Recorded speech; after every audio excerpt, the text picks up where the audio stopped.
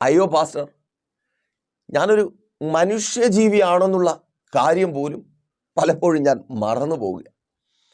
അങ്ങനെ അവിധത്തിലുള്ളൊരു നശിച്ച ജീവിതമായ എന്നെ എൻ്റെ ഭർത്താവിൻ്റെ വീട്ടുകാർ, ഒപ്പമുള്ളവർ കാണുന്നത് അങ്ങനെയാണ്.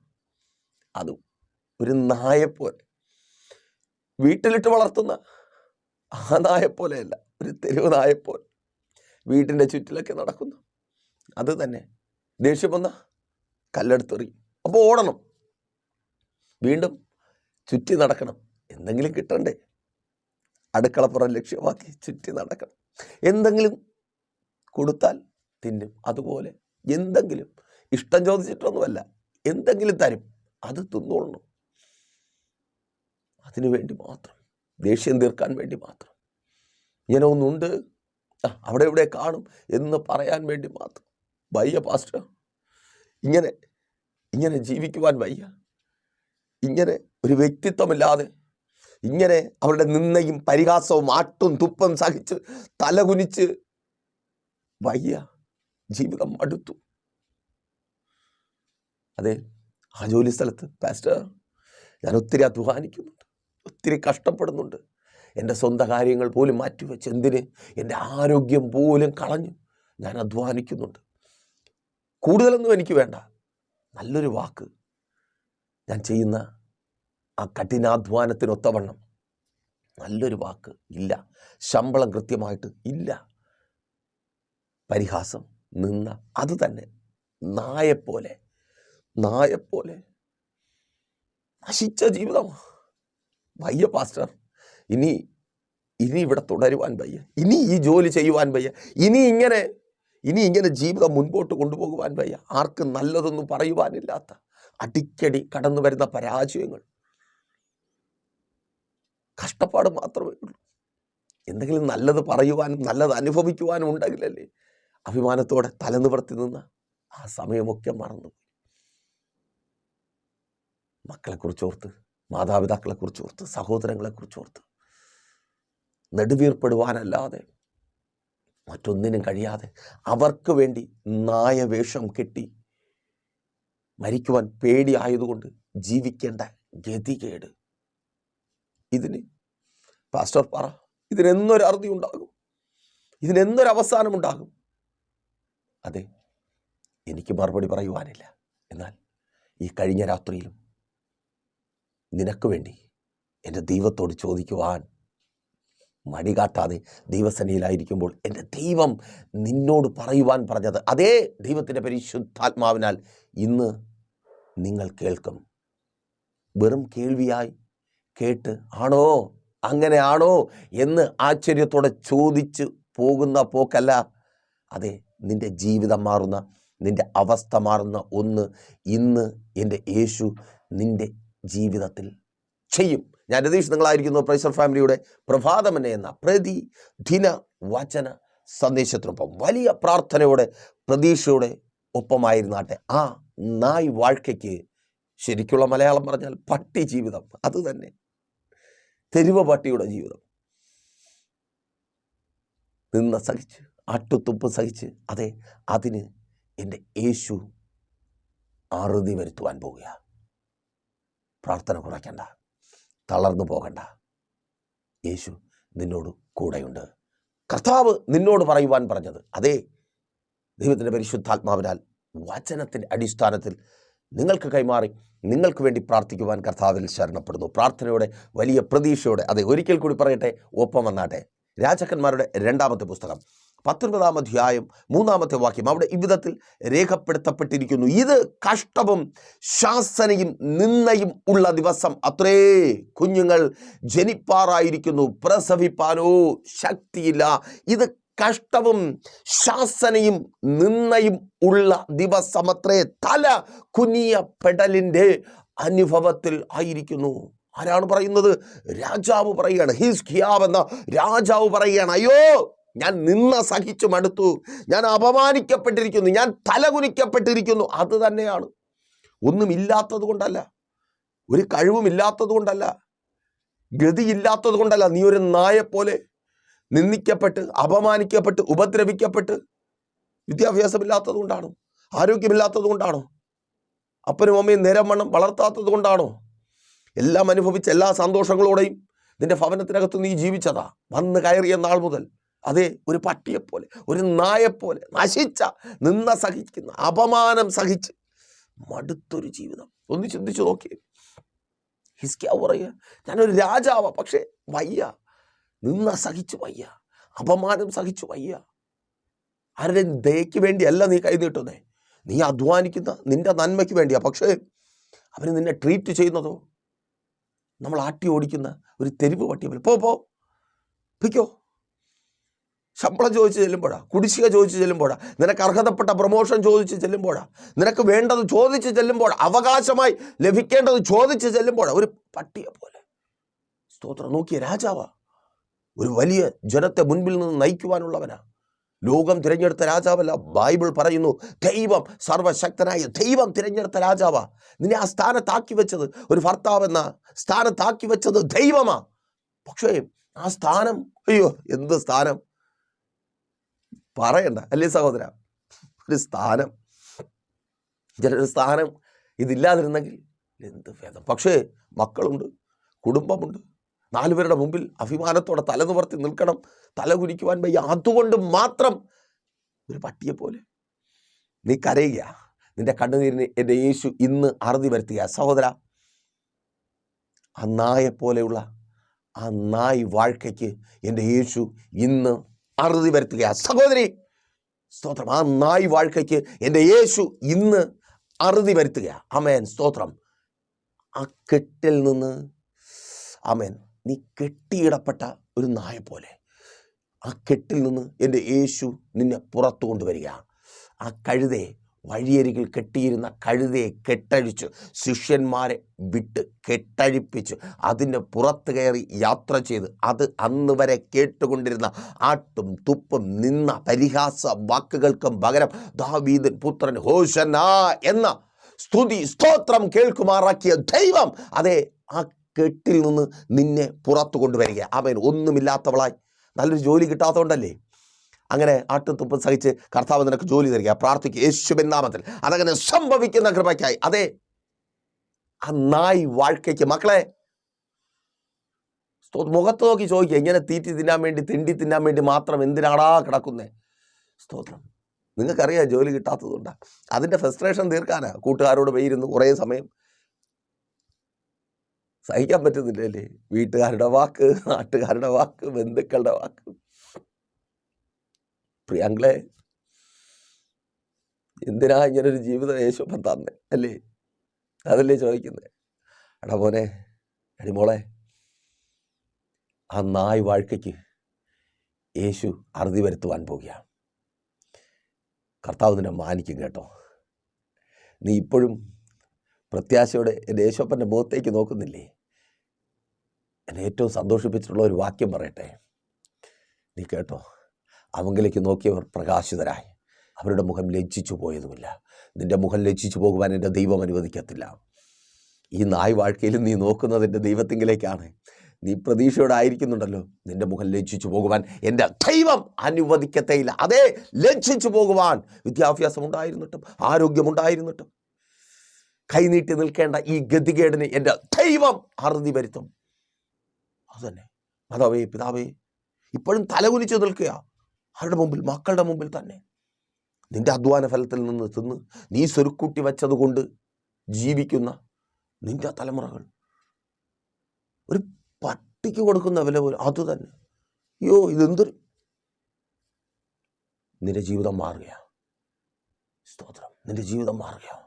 സമയമായിരിക്കുന്നു, അനുഗ്രഹിക്കപ്പെടേണ്ട സമയമായിരിക്കുന്നു. ഹിസ്കിയാവ് പറയുക, കുഞ്ഞുങ്ങൾ ജനിക്കേണ്ട മീൻസ് വർധനവിൻ്റെയും സന്തോഷത്തിൻ്റെയും സമയമായിരിക്കുന്നു. പക്ഷെ ആരോഗ്യമില്ല.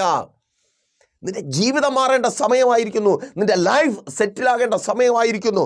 അഭിമാനത്തോടെ അന്തസ്സോടെ തല നിവർത്തി നിൽക്കേണ്ട സമയമായിരിക്കുന്നു. നീ ഇന്ന സ്ഥാപനത്തിൽ ജോലി ചെയ്യുന്നവരെന്ന് പറഞ്ഞ്, ഇത്ര സാലറി വാങ്ങുന്നവരെന്ന് പറഞ്ഞ്, ഈ പോസ്റ്റിൽ ഇരിക്കുന്നവരെന്ന് പറഞ്ഞ് നിൽക്കേണ്ട സമയമായിരിക്കുന്നു.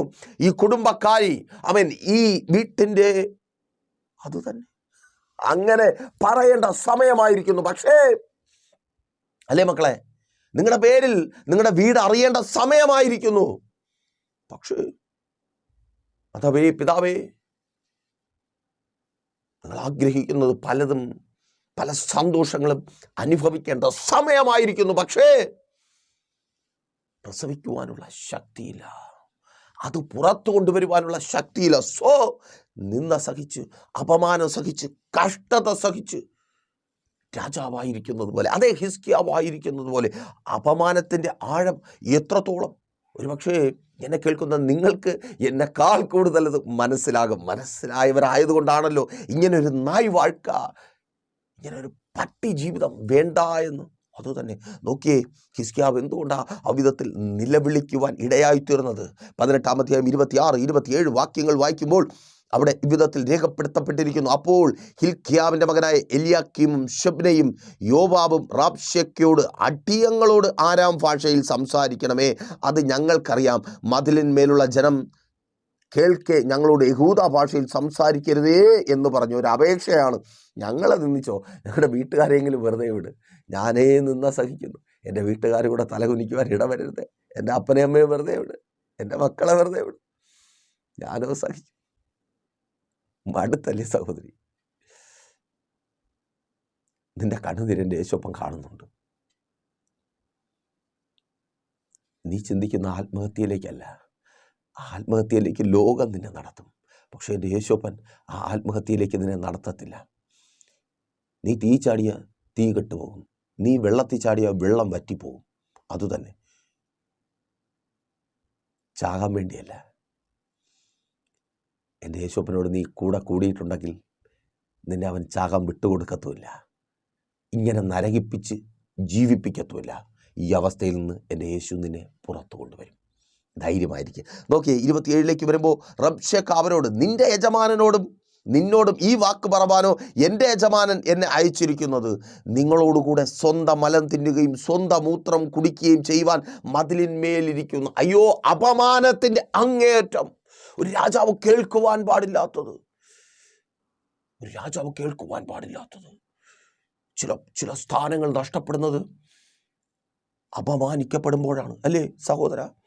നിന്റെ മക്കളുടെ മുഖത്ത് പോലും നോക്കുവാൻ കഴിയാത്തത്, അവരുടെ മുമ്പിൽ നിന്റെ സ്ഥാനം, അപ്പനെന്ന സ്ഥാനം, അഭിമാനത്തോടെ നിൽക്കുന്ന, തല ഉയർത്തി നിൽക്കുന്ന, അഗാംഭീര്യത്തോടെ നിൽക്കുന്ന, അത് നഷ്ടപ്പെട്ടു പോയി. കടക്കാരുടെ മുമ്പിൽ നഷ്ടപ്പെട്ടു. നീ തലകുനിച്ച് നിൽക്കുന്നത് അവർ കണ്ടു. നീ മോശം വാക്കുകളോട് പ്രതികരിക്കുവാൻ കഴിയാതെ നിൽക്കുന്നത് അവർ കണ്ടു.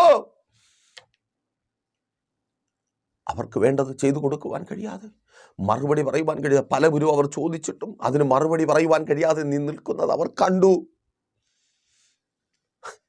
ഇനി ഒരു അപ്പൻ എന്ന സ്ഥാനത്തിന് എന്ത് പ്രസക്തി, അല്ലേ? പ്രസക്തിയുണ്ട്.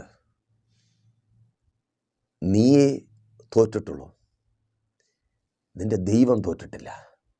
ഒരിക്കൽ കൂടി പറയട്ടെ സഹോദര, നീയേ പരാജയം സമ്മതിച്ചിട്ടുള്ളൂ, എൻ്റെ ദൈവം പരാജയം സമ്മതിച്ചിട്ടില്ല. പ്രാർത്ഥിക്കുക, എൻ്റെ ദൈവത്തിന് കഴിയും. തിരിച്ചറിയുക, അപമാനം നിന്ന അതിന് മധ്യത്തിലും ദൈവത്തിൻ്റെ സന്നിധിയിൽ ഹിസ്കിയാവിൽ നിന്നുയരുന്നൊരു നിലവിളിയുണ്ട്. തകർന്നവൻ്റെ ഹൃദയം, തകർന്നവൻ്റെ ഒരു നിലവിളി, സകല പ്രതീക്ഷകളും നഷ്ടപ്പെട്ടവൻ്റെ ഒരു നിലവിളി. കല്ലെടുത്തെറിയുമ്പോൾ ഓടിപ്പോകുന്ന പോക്കിൽ എന്ന് ആ പട്ടി വിളിക്കുന്ന നിലവിളിയല്ല, സാഹചര്യങ്ങളെ നോക്കിയുള്ള നിലവിളിയല്ല, ഉപദ്രവിക്കുന്നവരുടെ നോക്കിയുള്ള കരച്ചിലല്ല, ആരെങ്കിലും ആശ്വസിപ്പിക്കട്ടെ എന്ന് വച്ചുള്ള അതുമല്ല. ദൈവത്തോട് നിലവിളിക്കുക, ദൈവത്തോട് പ്രാർത്ഥിക്കുക. അപ്പാ, ഞാനിന്നായിരിക്കുന്ന ഈ അവസ്ഥ നീ കാണുന്നില്ല അപ്പാ, നിന്റെ പിന്നാലെ ഇറങ്ങിത്തിരിച്ച ഞാൻ അനുഭവിക്കുന്ന ഈ അപമാനം, ഞാൻ അനുഭവിക്കുന്ന ഈ നിന്ന, ഞാൻ ഈ തലകുനിച്ചായിരിക്കുന്നത് യേശുവേ നീ കാണുന്നില്ലേ? നിലവിളിച്ച് ചോദിക്കേ. മനുഷ്യർ നിന്റെ കണ്ണുനീർ കാണരുത്. ഇന്നു മുതൽ മനുഷ്യൻ നിന്റെ കണ്ണുനീർ കാണരുത്. ഇന്നു മുതൽ മനുഷ്യൻ നിന്റെ നിലവിളിയുടെ ഒച്ച കേൾക്കരുത്. മനുഷ്യർ നിന്റെ നിലവിളിയുടെ ഒച്ച കേൾക്കരുത്. നിന്റെ നിലവിളിയുടെ ഒച്ച ദൈവത്തിൻ്റെ സന്നിധിയിൽ എത്തപ്പെടുമെങ്കിൽ, നിന്റെ കണ്ണുനീർ ദൈവം കാണുമെങ്കിൽ, ഏത് സാഹചര്യങ്ങളെ മാറ്റിവെച്ച്, സാഹചര്യം നോക്കാതെ, അവസ്ഥ നോക്കാതെ എൻ്റെ ദൈവം നിനക്ക് വേണ്ടി ഇറങ്ങി വരും, നിനക്ക് വേണ്ടി ഇറങ്ങി വരും. അപ്പോൾ നിങ്ങൾ ചോദിക്കും, ദൈവദാസനെ ശരിയാണോ? ശരിയാണ്. നോക്കൂ, പുറപ്പാട് പുസ്തകം വായിക്കുമ്പോൾ നിങ്ങൾക്ക് കാണുവാനായിട്ട് കഴിയും, ജനം കഠിനമായി ഉപദ്രവിക്കപ്പെടുന്നു. 1-ാം അധ്യായത്തിൽ പീഡ വർദ്ധിക്കുന്നു. അവരെ ഞെരുക്കി, അവരുടെ ആരോഗ്യത്തെ നശിപ്പിച്ച്, അവരുടെ തലമുറകളെ കൊന്നു, അങ്ങനെ പൈശാചിക മണ്ഡലം ആഞ്ഞടിക്കുക. സ്തോത്രം. ഉച്ചത്തിലൊന്ന് ശബ്ദമുയർത്തുവാൻ പോലും കഴിയാത്ത അവസ്ഥ. ആദ്യമൊക്കെ രാജാവ് കേൾക്കെ നിലവിളിച്ചിരിക്കാം, ആദ്യമൊക്കെ കിങ്കരന്മാർ കേൾക്കെ നിലവിളിച്ചിരിക്കാം. പക്ഷേ അതിനൊക്കെ അടി കൂടുതൽ കിട്ടിയപ്പോൾ അവർ നിലവിളി നിർത്തി. ആമേൻ. 430 വർഷം അവർ രാജാവിനെ നോക്കി നിലവിളിച്ചു, ചുറ്റുമുള്ളവരെ നോക്കി നിലവിളിച്ചു, ഒപ്പമുള്ളവരെ നോക്കി നിലവിളിച്ചു. എന്നാൽ അടി കൂടിയപ്പോൾ അവർ ദൈവത്തെ നോക്കി നിലവിളിക്കുവാനായി തുടങ്ങി. വചനം പറയുന്നു, മോശേ മോശേ, ഞാൻ എൻ്റെ ജനത്തിൻ്റെ കണ്ണുനീർ കണ്ടു, അവരുടെ നിലവിളി കേട്ടു എന്ന് പറഞ്ഞ് സർവശക്തനായ ദൈവം ഇറങ്ങി വന്നു. അവർ നഷ്ടപ്പെടുത്തി കളഞ്ഞ വീണ്ടെടുപ്പുമായി, അതേ മോശ എന്ന വീണ്ടെടുപ്പുമായി 40 വർഷത്തിന് മുമ്പ് അവർ നഷ്ടപ്പെടുത്തി കളഞ്ഞതാ മോശ എന്ന വീണ്ടെടുപ്പിനെ. അതേ വീണ്ടെടുപ്പുമായി ദൈവം ഇറങ്ങി വന്നു. നീ നഷ്ടപ്പെടുത്തി കളഞ്ഞ, അല്ലെങ്കിൽ നഷ്ടപ്പെട്ടു പോയ നിന്റെ വീണ്ടെടുപ്പുമായി നിന്റെ കണ്ണുനീർ കണ്ട് എൻ്റെ ദൈവം ഇറങ്ങി വരും. ആ തൊഴിലുമായി എൻ്റെ ദൈവം ഇറങ്ങി വരും. ആ വിധത്തിൽ അനുഗ്രഹിക്കപ്പെട്ട കുടുംബജീവിതമായി എൻ്റെ ദൈവം ഇറങ്ങി വരും. മക്കളെ, അനുഗ്രഹിക്കപ്പെട്ട ഭാവിയുമായി എൻ്റെ ദൈവം നിനക്ക് വേണ്ടി ഇറങ്ങി വരും. ഓ താങ്ക് യു ലോർഡ്. തിരിച്ചറിയുന്നവർക്കായി ഞാൻ ദൈവത്തെ സ്തുതിക്കുന്നു. ആമേൻ. നിലവിളി അത് കേൾക്കേണ്ടവരോട് മാത്രം, കണ്ണുനീർ അത് കാണേണ്ടവരോട് മാത്രം, എൻ്റെ ദൈവത്തോട് മാത്രമായിരിക്കട്ടെ. നോക്കൂ, അവർ നിലവിളിച്ചു. നിലവിളിയുടെ ആഴം എത്രത്തോളമെന്ന് മനസ്സിലാക്കണമെങ്കിൽ 19-ാം അധ്യായം 27-ാമത്തെ വാക്യം നിങ്ങൾ വായിച്ചു നോക്കുക. അവിടെ രേഖപ്പെടുത്തിയിരിക്കുന്നു, നിന്റെ ഇരിപ്പും നിന്റെ ഗമനവും ആഗമനവും എൻ്റെ നേരെയുള്ള നിന്റെ കോപഭ്രാന്തും ഞാൻ അറിയുന്നു. ആമേൻ. സ്തോത്രം. അവിടെ സ്തോത്രം. ഹിസ്കിയാവിനും അവൻ്റെ ജനത്തിനും വിരോധമായി നിൽക്കുന്ന സൈന്യത്തിൻ്റെ മനോഭാവം, കോപഭ്രാന്ത്, ഭ്രാന്തളകിയ, അത് തന്നെ. അങ്ങനെയല്ലേ ഉപദ്രവിക്കുന്നേ, അങ്ങനെയല്ലേ സംസാരിക്കുന്നേ, അങ്ങനെയല്ലേ ഇടപെടുന്ന? ഭ്രാന്തളകി. നമ്മളെന്നെ ചിന്തിക്കും, ഇവനെന്താ വട്ടായോ? അയ്യോ ഇവനെന്ത്? സ്തോത്രം. ഇതെന്താ ഇങ്ങനെ അങ്ങനെ ചോദിക്കും. ഇതെന്ത് പറ്റി? ഇത് എൻ്റെ ഭർത്താവാണോ സംസാരിക്കുന്നത്? എൻ്റെ ഭാര്യയാണോ സംസാരിക്കുന്നത്? എൻ്റെ മക്കളാണോ സംസാരിക്കുന്നത്? എൻ്റെ മാതാപിതാക്കളാണോ സംസാരിക്കുന്നത്? ഞാൻ ജോലി ചെയ്ത ആ സ്ഥാപനത്തിൽ അവരാണോ സംസാരിക്കുന്നത്? എൻ്റെ പ്രിയ സ്നേഹിതരാണോ സംസാരിക്കുന്നത്? എൻ്റെ റൂംമേറ്റ്സ് ആണോ സംസാരിക്കുന്നത്? ഇന്നലെ വരെ ഒരുമിച്ച് ആഹാരം കഴിച്ചുകൊണ്ട് ഭ്രാന്തായി, കോപം മുഴുത്തിട്ടു, നിന്നോടുള്ള കോപം മുഴുത്തിട്ടു, കൊല്ലാനുള്ള ദേഷ്യം, വൈരാഗ്യം. അയ്യോ സ്തോത്രം. അയ്യോ, ആ അവസ്ഥയാണ്. രാജാവ് പോലും തകർന്നു പോകുന്ന അവസ്ഥ. അപ്പം നമ്മൾ തകർന്നില്ലെങ്കിലേ അത്ഭുതമുള്ളൂ. അതിന് മധ്യത്തിലും പ്രാർത്ഥന രാജാവിനോട്. ഹിസ്കിയാവ് പ്രാർത്ഥനയുടെ ഒരു പുലിയാണ് കേട്ടോ. ആമേൻ. 20-ാം അധ്യായം വായിക്കുമ്പോൾ നിങ്ങൾക്കത് കാണുവാനായിട്ട് കഴിയും. ഹിസ്കിയാവിൻ്റെ ജീവിതത്തിൽ വലിയൊരു പ്രതിസന്ധി വരികയാണ്.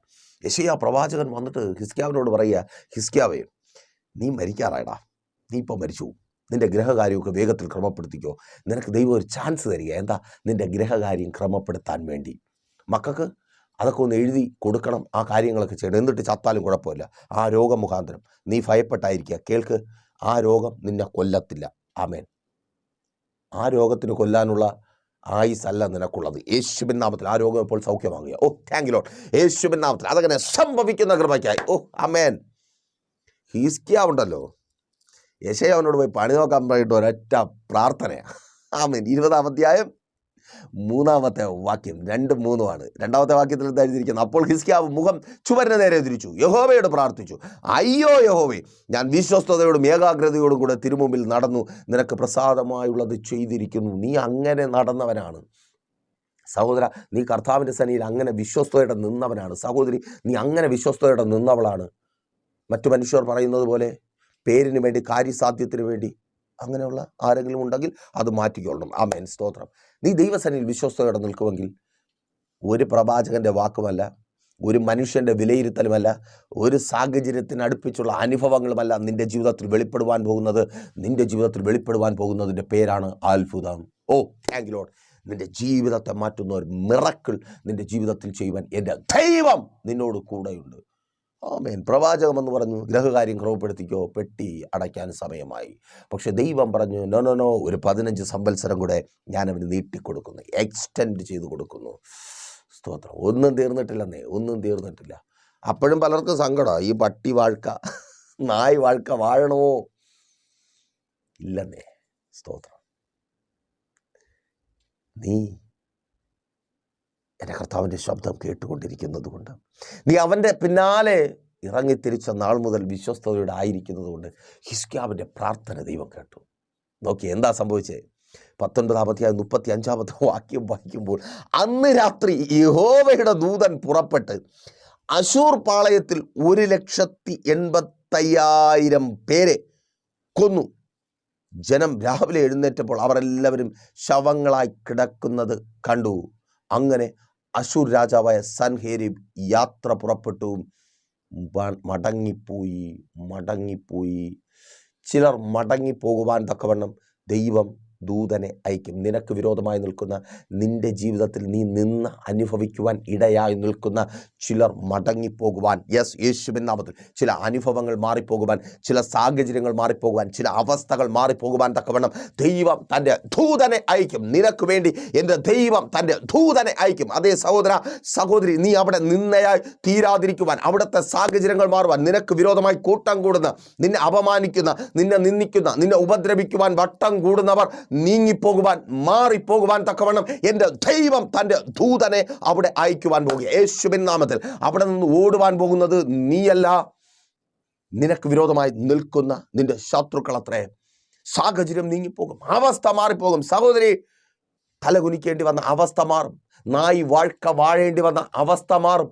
നിന്റെ ജീവിതം മാറും. ആ വീട്ടിനകത്ത് നീ ചെന്ന് കയറിയത് വാരിക്കെട്ടി ഇറങ്ങിപ്പോകുവാനല്ല, റെയിൽവേ ട്രാക്ക് അന്വേഷിക്കുവാനല്ല, ആഴമുള്ള കുളങ്ങളോ നദികളോ തേടിപ്പോകുവാനല്ല, കയറെടുക്കാനല്ല, വിഷക്കുപ്പി തപ്പാനല്ല. ആ വീട്ടിൽ നിന്നെ എൻ്റെ ദൈവം അയച്ചത് ആ ഭവനത്തെ വാഴുവാനാണ്. അർത്ഥം മനസ്സിലായെങ്കിൽ ഏറ്റെടുത്ത് പ്രാർത്ഥിക്കുക. ആ ഭവനത്തിൽ നിനക്കൊരു വാഴ്ചയുണ്ട്. ദൈവത്താൽ അയക്കപ്പെട്ട നിനക്കൊരു വാഴ്ചയുണ്ട്. താങ്കിലോട് യേശുവിൻ നാമത്തിൽ. ആമേൻ. സ്തോത്രം. വിട്ടുകളയരുത്. സ്തോത്രം. പിടിച്ചു വെച്ച് പ്രാർത്ഥിക്കുക. എനിക്ക് വാഴണം കർത്താവേ. ആമേൻ.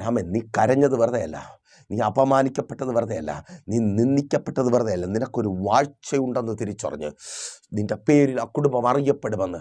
സ്തോത്രം. പല തകർച്ചകളെയും നീ പണിതെടുക്കുമെന്ന്. ഇന്നത്തെ അവസ്ഥ, ആ ഭവനത്തിൻ്റെ അവസ്ഥ മാറ്റുമെന്ന് തിരിച്ചറിഞ്ഞ് അവൻ വാഴുവാൻ വേണ്ടതിൻ്റെ കർത്താവ് നിനക്ക് തരിക. ആ നല്ല ജോലി, സ്തോത്രം, ആരോഗ്യം, ചിലത് കൈകാര്യം ചെയ്യുവാനുള്ള യേശുവിൻ നാമത്തിൽ ആ വൈദഗ്ധ്യത്തെ കർത്താവ് തരിക. സ്തോത്രം. ആ ജ്ഞാനത്തെ കർത്താവ് തരിക. ആ ദൈവിക ജ്ഞാനം. ചില വിഷയങ്ങളെ കൈകാര്യം ചെയ്യുവാനുള്ള, അതാ നിൻ്റെ പരാജയം. നിനക്ക് തന്നെ അറിയാമല്ലോ, എനിക്കത് പറ്റുന്നില്ല, എനിക്കത് കൈകാര്യം ചെയ്യാൻ പറ്റുന്നില്ല. ദൈവം ആ ജ്ഞാനത്തെ തരിക. യാക്കോബിൻ്റെ ലേഖനം 1-ാം 5 വരെ 3-4 വാക്യങ്ങളിൽ അവിടെ രേഖപ്പെടുത്തിയിരിക്കുന്നത് എന്താ? ഒരു തരം ജ്ഞാനം കുറവാണെങ്കിൽ ഭർഷിക്കാതെ പ്രാർത്ഥിക്കണം. പക്ഷേ ഇന്നെന്താ സംഭവിക്കുന്നത്? പരിഹാസം, കളിയാക്കൽ. നിന്നെ നിനക്ക് തീറ്റിയായിരുന്നല്ലോ, കെട്ടിക്കൊണ്ട് വന്നല്ലോ, പറയണ്ട, ഇനി കൂടുതൽ പറയണ്ടല്ലോ മങ്ങളെ. അത് തന്നെ. സ്തോത്രം. ജ്ഞാനം തരുന്ന ഒരു കർത്താവുണ്ട്. സ്തോത്രം. താങ്കിലോട് യേശുവിൻ നാമത്തിൽ പ്രാർത്ഥിക്കുക. ആ ജ്ഞാനം ചിലതിനെ കൈകാര്യം ചെയ്യുവാൻ, ചില സിറ്റുവേഷൻസിനെ കൈകാര്യം ചെയ്തു നിവർന്ന് നിൽക്കുവാൻ. ആ നായ് വാഴ്ക്കയ്ക്ക് അറുതിയായി നീ ആ നായ് വാഴേണ്ടവളല്ല മക്കളെ. നിങ്ങൾ ആ നായ് വാഴേണ്ടവരല്ല. നിങ്ങൾ അന്തസ്സോടെ അഭിമാനത്തോടെ നിവർന്ന് നിൽക്കുവാനുള്ളവരാ. ഇനി നിൻ്റെ അപ്പൻ്റെ പേര് പറഞ്ഞല്ല നിൻ്റെ വീട് അറിയപ്പെടാനുള്ളത്, നിൻ്റെ പേര് പറഞ്ഞ. സ്തോത്രം. നീ വെറും പേരല്ല. സ്തോത്രം. ഒരു പ്രവചന ദൂത് പറയട്ടെ. ചില രാജ്യങ്ങളുടെ പേരോട് പേര് ചേർത്ത് നിങ്ങളുടെ പേര് പലരുടെ ഹൃദയത്തിൽ എഴുതപ്പെടുവാൻ പോവുക. സ്തോത്രം. സ്തോത്രം. ചിലർ നിങ്ങളുടെ ദേശത്തെ അല്ലെങ്കിൽ നിങ്ങളുടെ കുടുംബത്തെക്കുറിച്ച് കേൾക്കുമ്പോൾ നിങ്ങളുടെ പേര് അവരുടെ ഉള്ളിൽ വരും. ഒപ്പം അതിനു മുമ്പ് ഇന്ന രാജ്യത്തിൽ ജോലിയുള്ള, കാനഡയിൽ ജോലിയുള്ള, UK ജോലിയുള്ള, അത് യേശുവിൻ നാമത്തിൽ. സ്തോത്രം. സ്തോത്രം. ചിലരുടെ ഉള്ളിൽ അത് എഴുതിക്കൊണ്ടിരിക്കുക. ആമേൻ, ആമേൻ, ആമേൻ. നിൻ്റെ അപ്പൻ്റെ പേരിലല്ല, നിൻ്റെ അമ്മയുടെ പേരിലല്ല, അവർ കടന്നുപോയ ജീവിത വഴികളുടെ കഠിനതയുടെ പേരിലല്ല. കടക്കാരൻ, ആ കടം കയറിയവൻ്റെ, ജപ്തിയായി പോയവൻ്റെ, ആ രോഗിയുടെ, നോ നിൻ്റെ പേരിൽ. ഒന്ന് നിൻ്റെ പേര്, ഒപ്പം ആ രാജ്യത്തിൻ്റെ പേര്. ഒന്ന് നിൻ്റെ പേര്, ഒപ്പം ആ രാജ്യത്തിൻ്റെ പേര്. പ്രാർത്ഥിക്കുക. യേശുവിൻ നാമത്തിൽ. മാതാവേ, പിതാവേ, നിൻ്റെ മക്കളുടെ പേരിൽ നീ അറിയപ്പെടുവാൻ പോകുക. അവരുടെ നന്മ നീ അനുഭവിക്കുവാൻ പോകുക. യേശുവിൻ നാമത്തിൽ ദൈവം തൻ്റെ ദൂതനെ അയക്കും. ശുശ്രൂഷക, നിന്റെ പേരിൽ നിന്റെ സഭ ഇരിക്കുന്ന ആ ദേശം അറിയപ്പെടുവാൻ പോകുക. ആമേൻ. Thank you Lord. യേശുവിൻ നാമത്തിൽ സഹോദരൻ, നീ ബിസിനസ് ചെയ്യുന്ന ദേശം നിന്റെ പേരിൽ അറിയപ്പെടുവാൻ.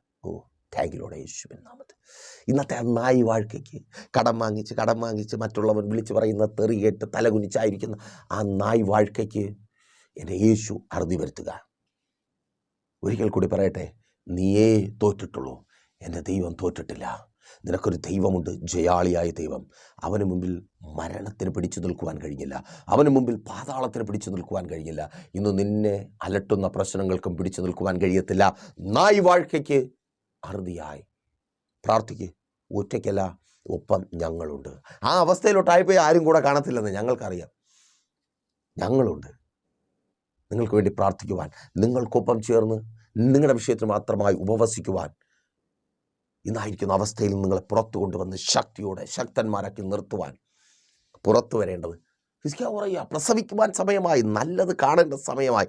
ആ നല്ലത് കാണുന്ന അനുഭവത്തിലേക്ക് നിങ്ങളെ കൊണ്ടുവരുവാൻ ഞങ്ങളെ കർത്താവ് ബലപ്പെടുത്തും. നിങ്ങളുടെ പ്രാർത്ഥനാ വിഷയങ്ങൾ അറിയിക്കുക. ഒരു ഉപവാസം നിങ്ങൾക്ക് വേണ്ടി മാത്രമായി ക്രമീകരിക്കണമെങ്കിൽ കോൺടാക്റ്റ് ചെയ്യുക. ഈ മെസ്സേജ് നിങ്ങൾക്ക് അനുഗ്രഹമെങ്കിൽ നിങ്ങളുടെ പ്രിയപ്പെട്ടവരിലേക്ക് ലൈക്ക് ചെയ്തും കമൻറ്റ് ചെയ്തും ഷെയർ ചെയ്തും എത്തിക്കുക. അവരോടും പറയുക, പ്രഷർ കുടുംബത്തിലെ അംഗങ്ങളാക്കി അവരെയും ചേർത്ത് നിർത്തുക. എല്ലാ വെള്ളിയാഴ്ചയും രാവിലെ 11:30 മണി മുതൽ പ്രഷർ ഫാമിലിയുടെ ഉപവാസവും ഓൺലൈൻ മധ്യസ്ഥ പ്രാർത്ഥനയും ലൈവ് സ്ട്രീം ചെയ്യുന്നുണ്ട്. പ്രഷർ ഫാമിലി ഗ്ലോബൽ എന്ന നമ്മുടെ യൂട്യൂബ് ചാനലിലൂടെ. ലിങ്ക് അവൈലബിൾ അല്ലാത്തവർ വാട്സപ്പിൽ കോൺടാക്റ്റ് ചെയ്യുക, ജോയിൻ ചെയ്യുക. നിങ്ങളുടെ പ്രാർത്ഥനാ വിഷയങ്ങൾ അറിയിക്കുക. ലൈവായി ഞങ്ങൾ നിങ്ങൾക്ക് വേണ്ടി പ്രാർത്ഥിക്കും. ലൈവായി നിങ്ങളായിരിക്കുന്ന സ്ഥാനത്ത് നിങ്ങളൊരത്ഭുതത്തെ അന്ന് കാണും. Thank you Lord. എല്ലാ ഞായറാഴ്ചകളും രാവിലെ 10 മണി മുതൽ പ്രഷർ ഫാമിലിയുടെ വിശുദ്ധ സഭാരാധന ലൈവ് സ്ട്രീം ചെയ്യുന്നുണ്ട്. നിങ്ങൾ ലോകത്തിൻ്റെ ഏത് ഭാഗത്തൊരു ആത്മീയ ആരാധനയുടെ അനുഭവം മിസ് ചെയ്തായിരിക്കുന്നു, അവിടെ നിങ്ങൾക്ക് ജോയിൻ ചെയ്ത് ഞങ്ങൾക്കൊപ്പം ചേർന്ന് പ്രാർത്ഥിക്കുവാൻ കഴിയും. കടന്നു വരുവാൻ കഴിയുന്ന ദൂരപരിധിയിലുള്ളവർ കടന്നു വരിക. അല്പം ബുദ്ധിമുട്ടിയാലും കടന്നു വരിക. അത് നിങ്ങൾക്ക് അനുഗ്രഹമായിരിക്കും. കുടുംബമായി തന്നെ കടന്നു വരിക. മറ്റൊരാലയത്തിൽ കടന്നു പോകുന്നില്ലെങ്കിൽ. രണ്ടാമത്തെ സെക്ഷൻ വൈകുന്നേരം 3 മണി മുതൽ നെയ്യാറ്റിൻകരയിൽ അമരവിള താന്നിമൂട് MS പ്ലാസ എന്ന് പറയുന്ന ആ ബിൽഡിങ്ങിൻ്റെ താഴെ അവിടെ പഴയൊരു വെയിറ്റിംഗ് ഷെഡുണ്ട്. അതിൻ്റെ തൊട്ടടുത്ത് ബസ് സ്റ്റോപ്പ്, അതിൻ്റെ തൊട്ടടുത്ത് സുമംഗലി ഓഡിറ്റോറിയത്തിൻ്റെ മുൻപിൽ മീറ്റിംഗ് ഉണ്ട്. കടന്നു വരിക, അനുഗ്രഹം പ്രാപിക്കുക. കണ്ണടച്ചോ. വിശ്വസ്ത കർത്താവേ, നല്ല ദൈവമേ, അടിയൊപ്പമായിരിക്കുന്ന ഈ ജനത്തെ അടിയൻ അനുഗ്രഹിച്ചു പ്രാർത്ഥിക്കുന്നു. നായ് വാഴ്ക്കയ്ക്ക് അറുതി വന്ന കൃപയ്ക്കായി സ്തുതിക്കുന്നു. കെട്ടപ്പെട്ട അവസ്ഥയിൽ നിന്ന് ഇവരങ്ങ് പുറത്തു കൊണ്ടുവന്ന കൃപയ്ക്കായി സ്തുതിക്കുന്നു. നിന്ദയും അപമാനവും നിരാശയും മാറി പുതിയത് ഇവരിൽ നിന്ന് പുറത്തു വന്ന കൃപയ്ക്കായി യേശുവിൻ നാമത്തിൽ പുതിയ ജോലിയില്ലാതെ ഭാരപ്പെടുന്നവർ ചേർന്ന് പ്രാർത്ഥിച്ച് പുതിയ ജോലികൾ നൽകി നിങ്ങളുടെ അവസ്ഥയെ നിന്ദയായി പരിഹാസമായി യേശുവിൻ നാമത്തിൽ തെണ്ടി ജീവിക്കുന്ന അവസ്ഥയെ എൻ്റെ യേശു ഇന്ന് മാറ്റുക. Thank you Lord. അനുഗ്രഹിക്കപ്പെട്ട ജോലികൾ ഉണ്ടാകട്ടെ, കാത്തിരിപ്പുകൾ കരുതിയാകട്ടെ. ജോലി സ്ഥലത്ത് എല്ലാ പ്രതിസന്ധികളും പ്രതികൂലങ്ങളും മാറിപ്പോകട്ടെ. ഇവർക്ക് വിരോധമായി തൊഴിലിടത്തിൽ എഴുന്നേൽക്കുന്ന ശത്രുവിൻ്റെ പദ്ധതികളെ ദൂതനെ അയച്ച് തകർക്കുന്ന കൃപയ്ക്കായി ചിലരെ അങ്ങ് ഓടിക്കണമേ കർത്താവ്. ഇവർക്ക് ലഭിക്കേണ്ട ആനുകൂല്യങ്ങൾ ലഭിക്കട്ടെ. ഇവരെന്ന് ആയിരിക്കുന്ന കടഭാരങ്ങൾ മാറിപ്പോകട്ടെ. പലിശക്കടങ്ങളും ജപ്തി നോട്ടീസുകൾ മാറട്ടെ. കൊടുത്തു തീർക്കുവാൻ തക്കവണ്ണം വഴികൾ തുറക്കപ്പെടട്ടെ. എല്ലാ ജപ്തി നടപടികളെയും ഞങ്ങൾ ക്യാൻസൽ ചെയ്ത് പ്രാർത്ഥിക്കുന്നു കർത്താവേ. സ്തോത്രം. രോഗികളായി ഭാരപ്പെടുന്നവരെ കരങ്ങളിൽ ഏൽപ്പിക്കുന്നപ്പാ. ഹിസ്കിയാവിന് തൻ്റെ ആയുസിനോടുകൂടെ 15 സംവത്സരങ്ങൾ നീട്ടി നൽകിയ കർത്താവേ, ആയുസും ആരോഗ്യവും നീട്ടി നൽകണമേ. എല്ലാ രോഗങ്ങളും മാറിപ്പോകട്ടെ. മരിക്കത്തക്ക രോഗങ്ങൾ മാറിപ്പോകട്ടെ. ചിലർ മരണഭയത്തിലായിരിക്കുന്നു. ആ ട്യൂമറിന് മേൽ കരം വെച്ച് പ്രാർത്ഥിക്കുക.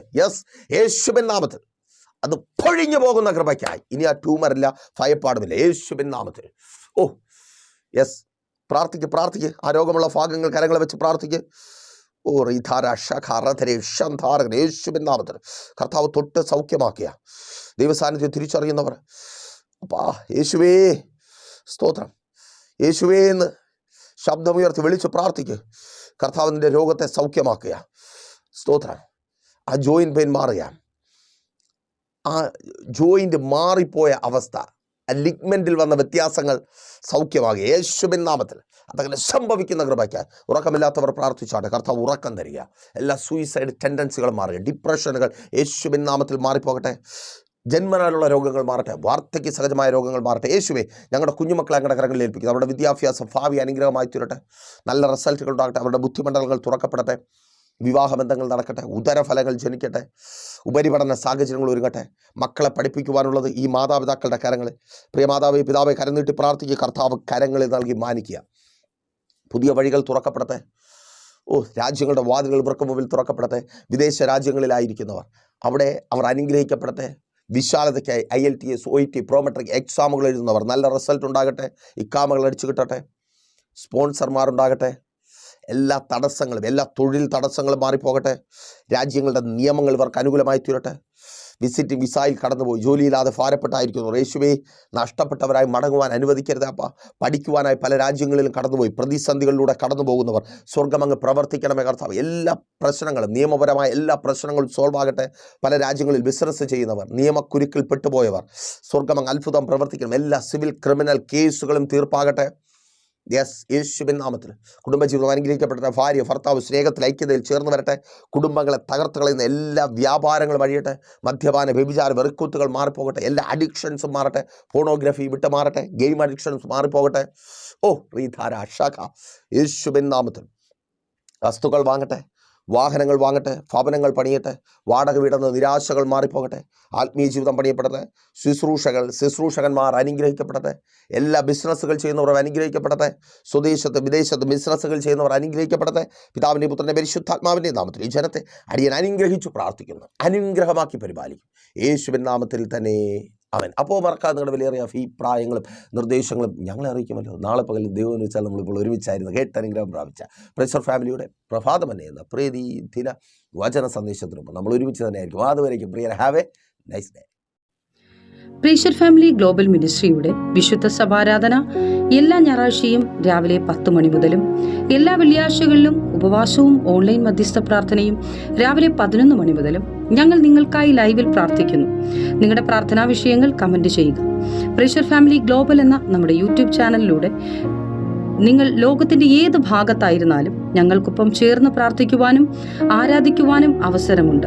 നേരിട്ട് ആരാധനയിൽ പങ്കെടുക്കുവാനും വിടുതൽ പ്രാപിക്കുവാനും ആഗ്രഹിക്കുന്നവർ ഞായറാഴ്ച രാവിലെ കാർഷിക കോളേജിനടുത്ത് കാക്കാമുല ചാമ്പവിളയിലെ പ്രേഷർ ഫാമിലി വർഷിപ്പ് സെന്ററിലേക്കും ഞായറാഴ്ച വൈകുന്നേരം 3 മണിക്ക് നെയ്യാറ്റിൻകര അമരവിള താന്നിമൂട് സുമംഗലി ഓഡിറ്റോറിയത്തിന് സമീപമുള്ള MS പ്ലാസയിലേക്കും കടന്നു വരിക.